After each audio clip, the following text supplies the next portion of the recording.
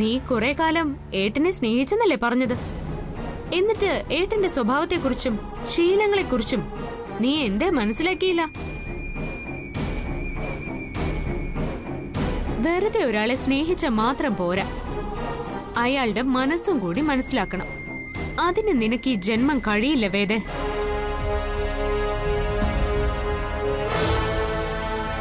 നീ എത്രയൊക്കെ അടുത്ത് ചെല്ലാൻ ശ്രമിച്ചാലും ഏട്ടൻ നിന്നെ ഇതുപോലെ വാതിലിന് പുറത്താക്കിക്കൊണ്ടിരിക്കും. കാരണം എന്താണെന്നറിയോ?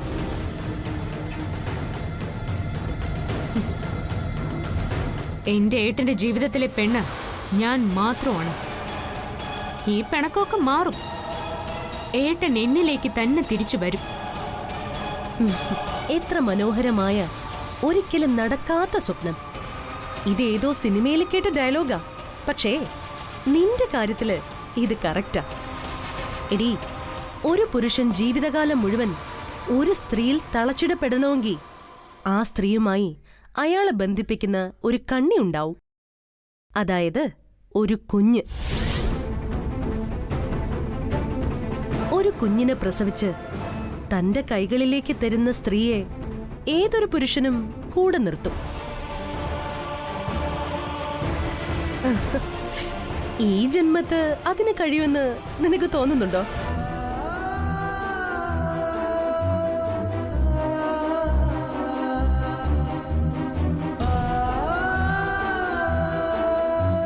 നീലിന്റെ ഏറ്റവും വലിയ ആഗ്രഹം ഒരു കുഞ്ഞാണ്.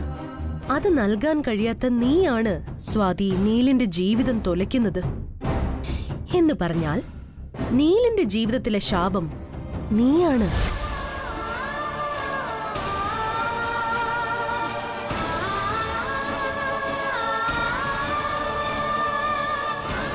നീലിന്റെ ജീവിതത്തിലേക്ക് ഇനിയൊരു തിരിച്ചുവരവ് നിനക്കില്ല സ്വാതി.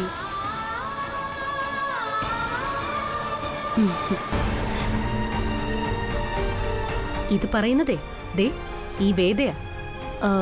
നീലിന് എന്നോട് ദേഷ്യമുണ്ടാവും, പക്ഷേ വെറുപ്പില്ല. നിന്നോട് നീലിന് ഈ ജന്മത്തെ വെറുപ്പ് മാത്രമേ ഉണ്ടാവൂ. വെറുപ്പ് മാത്രം.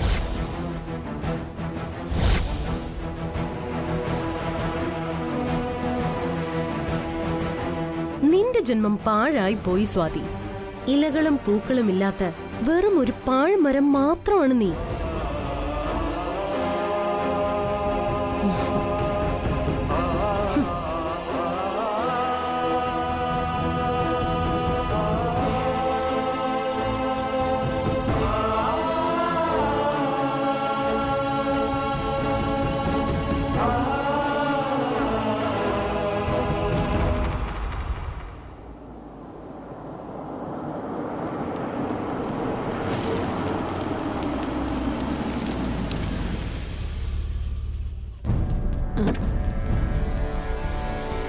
ഓ വന്നല്ലോ.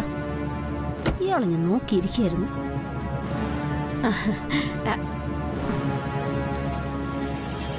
മഹേഷ് നിക്ക്. അതെ, എനിക്കൊരു കാര്യം ചോദിക്കാനുണ്ട്. എന്ത് കാര്യം? ഈ നീലിനെ ഇങ്ങനെ ഉപേക്ഷിക്കാനാണോ മഹേഷ് ഏട്ടന്റെ തീരുമാനം? ആണോ? അവന്റെ കാര്യത്തിൽ ഇന്നെങ്കിലും ഒരു തീരുമാനം എടുത്തേ പറ്റൂ. ഭാനുമതി, നീലൊരു ചെറിയ കുട്ടിയൊന്നുമല്ല. അവന്റെ കാര്യങ്ങൾ തീരുമാനിക്കാനുള്ള വിവേകവും പക്വതയും ഒക്കെ അവനുണ്ട്. വെറുതെ അവനെ ശല്യപ്പെടുത്താൻ ഭാനുമതി പിന്നാലെ ചെല്ലാതിരുന്നാ മതി. ചേടാ, ഇത് നല്ല കൂത്ത്. ഞാൻ ആരുടെയും പിന്നാലെ നടന്നൊന്നും ശല്യപ്പെടുത്തുന്നില്ല. പക്ഷെ ഈ വീട്ടിലൊരു പ്രശ്നം ഉണ്ടായിട്ട് അതിനെ ഇങ്ങനെ കുട്ടിക്കളി പോലെ കാണുന്നത് ശരിയല്ലെന്ന് ഞാൻ പറഞ്ഞോളൂ. ഭാനുമതിക്ക് ഇപ്പൊ എന്താ വേണ്ടത്? ആ മഹേഷ് ഏട്ടാ, നീലും സ്വാതിയും തമ്മിലടിച്ച് ഇപ്പൊ 2 മുറിയിലാണല്ലോ താമസം, അല്ലേ? ഇനി അവർ ഈ അടുത്ത കാലത്തങ്ങ് ഒരുമിക്കുമെന്ന് എനിക്ക് തോന്നുന്നില്ല. ഏയ്, അടുത്ത കാലത്തെന്നല്ല, അവരൊരുമിക്കാനേ പോകുന്നില്ല. അതുകൊണ്ട് എന്ത് ചെയ്യണമെന്നാ ഭാനുമതി പറയുന്നേ? മഹേഷ് ഏട്ടാ, നീലിന്റെ ശരിക്കുള്ള പ്രശ്നം എന്താ? മഹേഷ് ഏട്ടൻ അത് ഇതുവരെ മനസ്സിലാക്കിയിട്ടുണ്ടോ? വെറുതെ ഇങ്ങനെ അച്ഛനാണെന്ന് പറഞ്ഞ് താടിയും മുടിയും നീട്ടി വളർത്തി സന്യാസിയെ പോലെ നടന്നിട്ടൊന്നും ഒരു കാര്യമില്ല. സ്വന്തം മക്കളുടെ മനസ്സുകൂടി മനസ്സിലാക്കണം. ആ, അവന്റെ സ്വന്തം അമ്മയല്ലെങ്കിലും ഞാനും അവനൊരമ്മയാ. അവന്റെ മനസ്സ് എനിക്ക് മനസ്സിലാവും. അവന്റെ പ്രശ്നം എന്താണെന്ന് എനിക്ക് മനസ്സിലായിട്ടുണ്ട്. ഭാനുമതിക്ക് എന്താ മനസ്സിലായത്? അതെ, നീലിന്റെ പ്രശ്നം ഒരു കുഞ്ഞുവാവയാ. അതല്ലാന്ന് പറയാൻ മഹേഷ് ഏട്ടന് പറ്റുമോ?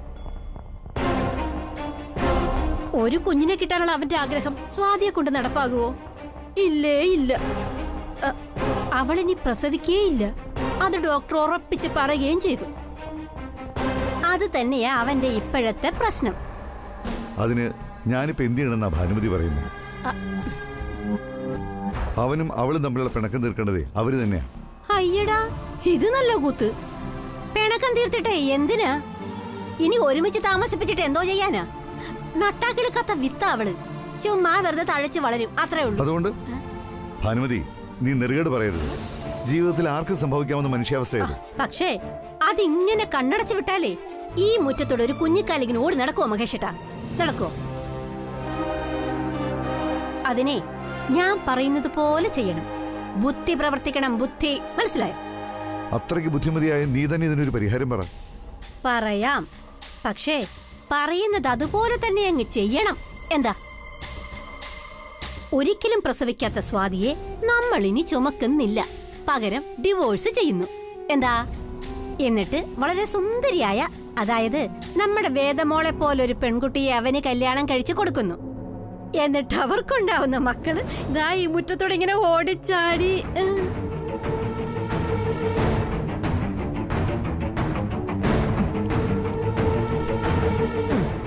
എന്നിട്ട് പിന്നെന്തൊക്കെയാ അമ്മയുടെ പ്ലാൻ? അല്ല കൊച്ചേ, ഒരിക്കലും പ്രസവിക്കാത്ത നീ ഈ വീട്ടിനൊരു ശാപമാണെന്ന് ഞാൻ പറയായിരുന്നു. ഭാനുമതി, ഇനി ഒരു ഒറ്റ അക്ഷരം വേണ്ടി പോകരുത്. ഒരു പെണ്ണിന്റെ മുഖത്ത് നോക്കി ഒരിക്കലും പറയാൻ പാടില്ലാത്ത വർത്തമാനാ നീ ഇപ്പൊ പറഞ്ഞത്. മഹേഷിയുടെ ഞാൻ പോയിക്കോ എന്നെ മുമ്പിൽ നിന്ന് പോവാൻ. പിന്നെ ഇപ്പൊ ഞാൻ പറഞ്ഞതാ കുറ്റം, അല്ലാതെ അവള് പ്രസവിക്കാത്ത ഒരു കുറ്റവും ഇല്ല. വേണമെങ്കിൽ ചെയ്താ മതി, അല്ല പിന്നെ. മോളെ, വേദ പറഞ്ഞത് സത്യമാണെന്ന് അച്ഛൻ ഇപ്പോഴും വിശ്വസിക്കുന്നില്ല. നിങ്ങളുടെ കുഞ്ഞുങ്ങള് എന്നെ മുത്തശ്ശാന്ന് വിളിക്കുന്നൊരു ദിവസം എന്റെ സ്വപ്നത്തിൽ ഞാൻ കണ്ടിട്ടുണ്ട്. അത് സത്യമാവുകയും ചെയ്യും. എനിക്കൊരു കാര്യം. നീ ഇനി ഒന്നും പറയണ്ട. നാളെ രാവിലെ നിങ്ങൾ രണ്ടുപേരും കൂടെ ഡോക്ടർ ശ്രീദേവിയെ പോയി കാണണം. ഒരു കുഞ്ഞിന് ജന്മം നൽകാൻ കഴിയുമെന്ന് തന്നെ അച്ഛൻ്റെ വിശ്വാസം. ഒരു കുഞ്ഞെന്ന അവൻ്റെ ആഗ്രഹം ഇത്രയ്ക്ക് ഭ്രാന്തമാക്കിയത് നീ തന്നെയാണ്. അതിന്റെ പരിഹാരം നീ തന്നെ കണ്ടേ പറ്റൂ. അച്ഛൻ ഏട്ടനോട് സംസാരിച്ചോ? ഞാൻ എന്നോട് സംസാരിക്കാൻ പോവാ. മോളെ, നിന്നെ ഇനി അവൻ സ്വീകരിക്കണമെങ്കിൽ നീ ഒരു കുഞ്ഞിന്റെ അമ്മയാകും എന്നവൻ ഉറപ്പ് കിട്ടണം. നാളെ നിങ്ങൾ ഒരുമിച്ച് ഡോക്ടർ ശ്രീദേവിയെ കണ്ടേ പറ്റൂ. ഇതെന്റെ തീരുമാനം, മനസ്സിലായോ?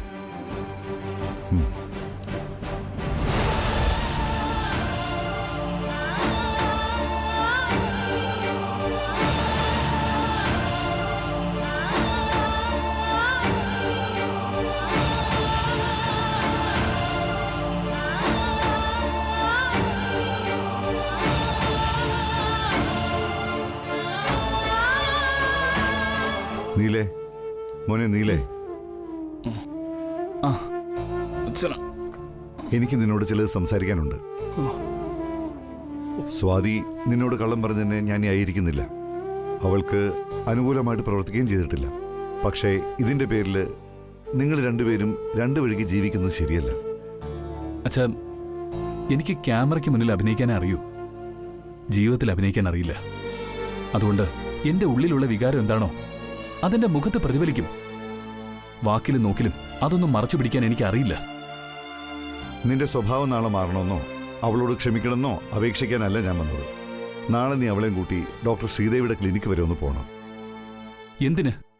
എടാ, കാര്യങ്ങൾ സത്യസന്ധമായും നീതിയോടും കൂടി കാണണം. നീ അവളെയും കൂട്ടി ക്ലിനിക്ക് വരെ ഒന്ന് പോ. നീ അത് ചെയ്യേണ്ടത്. മടി വിചാരിക്കരുത്. അച്ഛാ, അവൾക്കല്ലേ പരിശോധന വേണ്ടത്. അവള് പോട്ടെ. കൂട്ടിന് പോകാനും കാര്യങ്ങൾ അറിയാനും എനിക്ക് താല്പര്യമില്ല. എന്നെ ചതിച്ചവളുമായിട്ട് ഇനി ഈ ജീവിതത്തില് ഒരു ബന്ധം ഉണ്ടാവില്ല. ഇക്കാര്യം പറഞ്ഞ് അച്ഛൻ എന്നെ നിർബന്ധിക്കരുത്.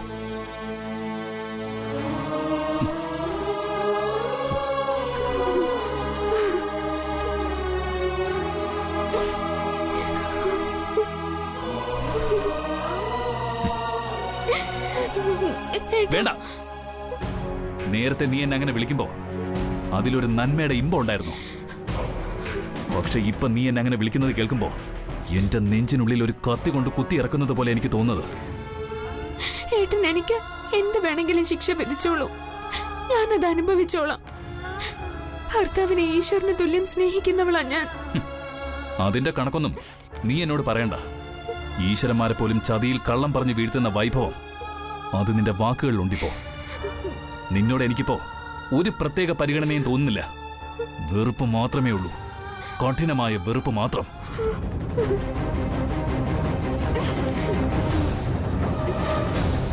ദേ, നിന്റെ ഒപ്പം ഒരു പരിശോധനയ്ക്ക് പോകാൻ എന്നെ കിട്ടില്ല. ഇവിടെ നിന്ന് അങ്ങോട്ട് നീയും ഞാനും ഒരുമിച്ചല്ല, രണ്ടായി തന്നെയാ.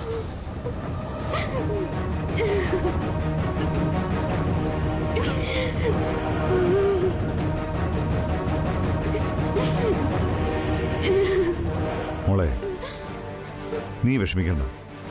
അവൻ എത്ര ഓടിയാലും എവിടം വരെ പോകുമെന്ന് എനിക്കറിയാം. ഇല്ല അച്ഛാ, എന്റെ എല്ലാ പ്രതീക്ഷയും നഷ്ടപ്പെട്ടു.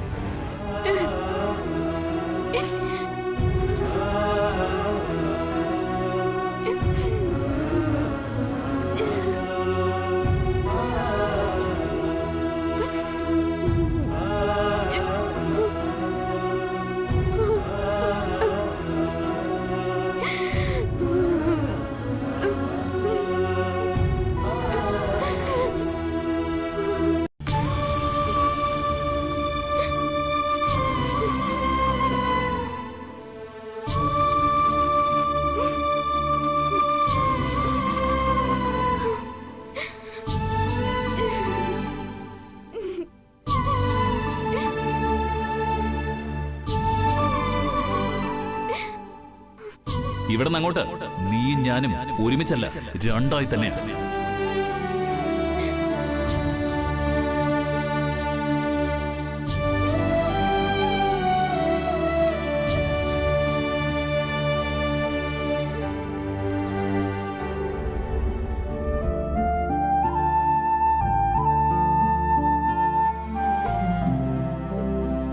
ഏട്ടത്തി,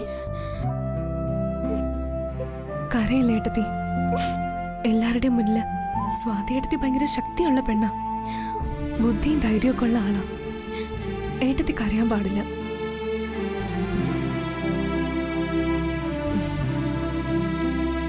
ഏട്ടൻ പറഞ്ഞൊന്നും ഏട്ടത്തി കാര്യാക്കണ്ട. അവകാശമുള്ള ആള് തന്നെയല്ലേ പറഞ്ഞത്. ഈ ദേഷ്യമൊക്കെ മാറുമ്പോ എല്ലാം ശരിയാകും.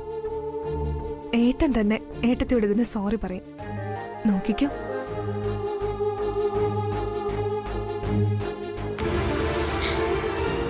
ഇല്ല നന്ദിനി, ഏട്ടന്റെ വാക്കുകൾ മാത്രമല്ല, പെരുമാറ്റമൊക്കെ ആകെ മാറിപ്പോയി. ഇത് ഞാൻ അറിഞ്ഞ മനസ്സിലാക്കിയ എന്റെ ഏട്ടനല്ല. എന്നോട് ഇങ്ങനെയൊന്നും പറയാൻ ഏട്ടന് കഴിയില്ല. ദേഷ്യം കൊണ്ട് ഏട്ടന് കണ്ണു കാണാൻ വയ്യാതായിപ്പോയി, അത്രേ ഉള്ളൂ. ഇന്ന് വരെ എന്നോട് ഇങ്ങനെ ഒരു വാക്ക് പോലും ഏട്ടൻ പറഞ്ഞിട്ടില്ല. നീ കേട്ടില്ലേ? എന്നോട് വെറുപ്പാണ് പോലും. ഇത്രയ്ക്ക് വെറുക്കാൻ ഞാൻ എന്താ ചെയ്ത്? അബദ്ധത്തിൽ ഒരു കള്ളം പറഞ്ഞു പോയി, അതിനാണോ എന്നിങ്ങനെ ശിക്ഷിക്കുന്നത്? ഞാനും ഒരു മനുഷ്യജീവിയല്ലേ നന്ദിനി. സാരമില്ല ഏട്ടത്തി, ഇതൊക്കെ മാറും. ദേ, ഏട്ടത്തി ഇങ്ങനെ കരഞ്ഞോ എനിക്കും കരച്ചിൽ വരും കേട്ടോ. ഈ വീടിന്റെ വിളക്കാ ഏട്ടത്തി. അങ്ങനെ എല്ലാവരും എന്നെ പുകഴ്ത്തിയ ദിവസങ്ങളൊക്കെ അവസാനിച്ചു നന്ദിനി. ഇപ്പോ ഞാൻ വെറും കരിവിളക്കാം. ഈ വിളക്കിന്റെ പ്രകാശം ഇപ്പോ ആർക്കും ആവശ്യമില്ല.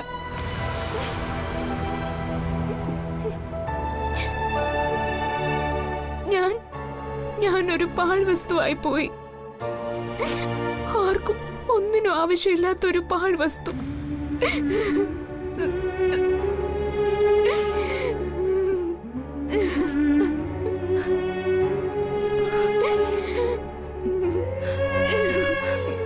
ഏട്ടത്തി, ഇങ്ങനെ സങ്കടപ്പെടല്ലേ.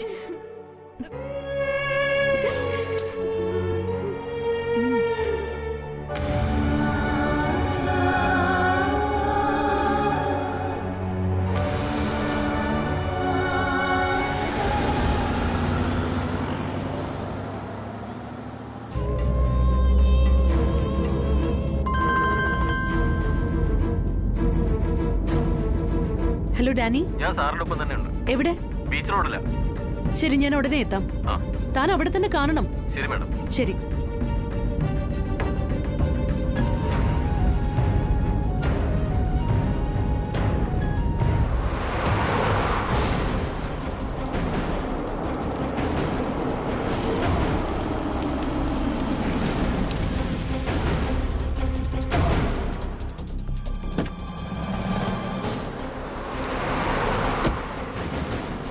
ഡാനി, നീലെവിടെ? എവിടെ?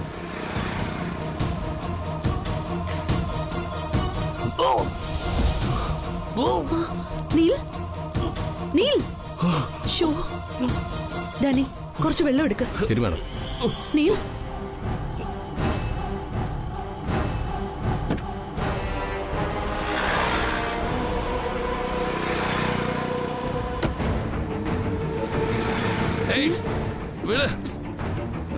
നീൽ. നീയോ? ഞാനെങ്ങനെ നിന്റെ അടുത്ത് തോന്നും? നീൽ. സാറ് വന്നതല്ല, ഞാൻ മാഡത്തിനെ വിളിച്ചു വരുത്തിയതാ. അപ്പൊ എന്നെ ചതിച്ചത് നീയാണല്ലോടാ. സാർ, എന്തായി കാണിക്കുന്നേ? നീൽ മുഖം കഴുക. മുഖം കഴുക. എന്താ ഇത്? മാറിക്കടി. എനിക്ക് ആരുടെ സഹായമൊന്നും വേണ്ട. ഞാൻ പൊക്കോളാം. സാർ. അയ്യോ, നീൽ വീഴും. മാഡം ഒന്ന് വന്നേ. എനിക്കറിയാം. എന്താ ഈ അവസ്ഥയിൽ ഒറ്റയ്ക്ക് വിട്ടാ കുഴപ്പമാവും. സിനിമ നടനായതുകൊണ്ട് ഈ അവസ്ഥയിൽ പബ്ലിക് ചെയ്യേണ്ട ആകെ പ്രശ്നമാവും. വാ നീൽ, ഞാൻ പറയുന്ന ഒന്ന് കേക്ക്. നീൽ ഒറ്റയ്ക്ക് പോണ്ട, ഞാൻ കൊണ്ടുവിടാം. എനിക്കറിയാം.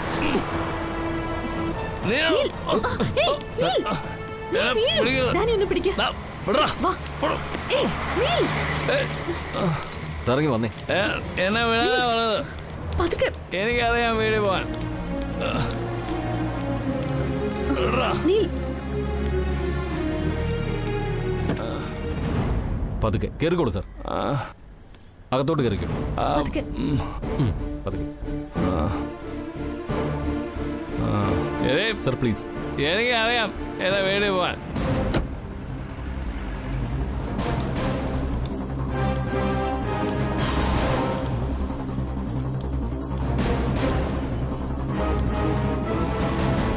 മാഡം കണ്ടില്ലേ, ആളിന് തരുമ്പ് ബോധം പോലുമില്ല.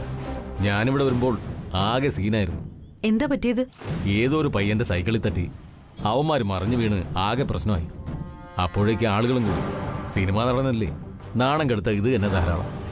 പിന്നെ എങ്ങനെയാ അവരെ ഒഴിവാക്കിയത്? ആ പരിക്ക് പറ്റിയ പയ്യനെ ആശുപത്രി കൊണ്ടുപോയിരിക്കുക. ബാക്കി ആളുകളെ ഞാൻ വിരട്ടി ഓടിച്ചു. ഡാനി, ഒരു കാര്യം ചെയ്യ്, നീലിന്റെ വണ്ടി എടുത്തോ. രാവിലെ കൊണ്ടുവന്നാ മതി. നീലിനെ ഞാൻ കൊണ്ടുപോയിക്കോളാം. ശരി മാഡം. ആ പിന്നെ അക്കൗണ്ടിലേക്ക് ഇത്തിരി ക്യാഷ് ഞാൻ ഇട്ടുതരാം. ആ ആശുപത്രിയിലെ പയ്യന്മാരുടെ കാര്യം സെറ്റിൽ ചെയ്യണം. ശരി മാഡം.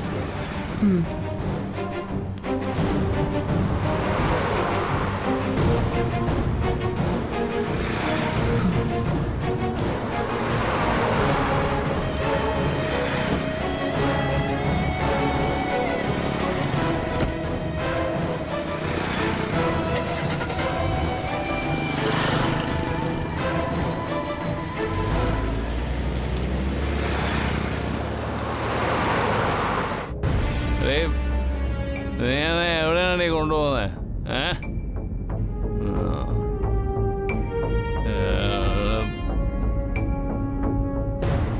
രോഗി ഇച്ഛിച്ചതും വൈദ്യൻ കൽപ്പിച്ചതും ഒരേ കാര്യം തന്നെ.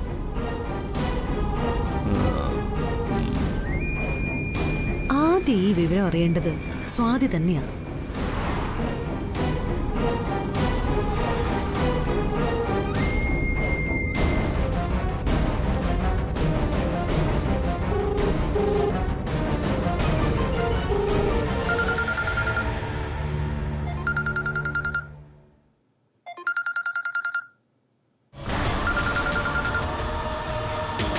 ഹലോ, ആരാ? ഇത് ഞാനടി, വേദ. ഞാൻ എന്തിനാ വിളിച്ചതെന്ന് നിനക്കറിയോ? നീ എന്താടി മിണ്ടാത്തത്? നിന്റെ ശബ്ദം താണുപോയോ? നിന്റെ ഭ്രാന്തന് ഈ രാത്രി പിന്നെ ഞാൻ എന്ത് മറുപടി പറയാനാ? ഓ, നിനക്ക് ഇഷ്ടപ്പെട്ടില്ല അല്ലേ? എന്നാലിനി നിനക്ക് തീരെ ഇഷ്ടമല്ലാത്തൊരു കാര്യം കൂടെ പറയാം.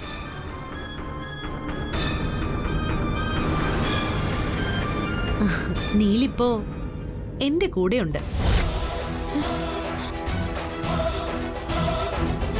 എന്താടി ഇപ്പൊ നീ ഞെട്ടിയോ? ആളിപ്പോ നല്ല ഫിറ്റിലാ. എനിക്ക് വഴി നിന്നാ കിട്ടിയത്.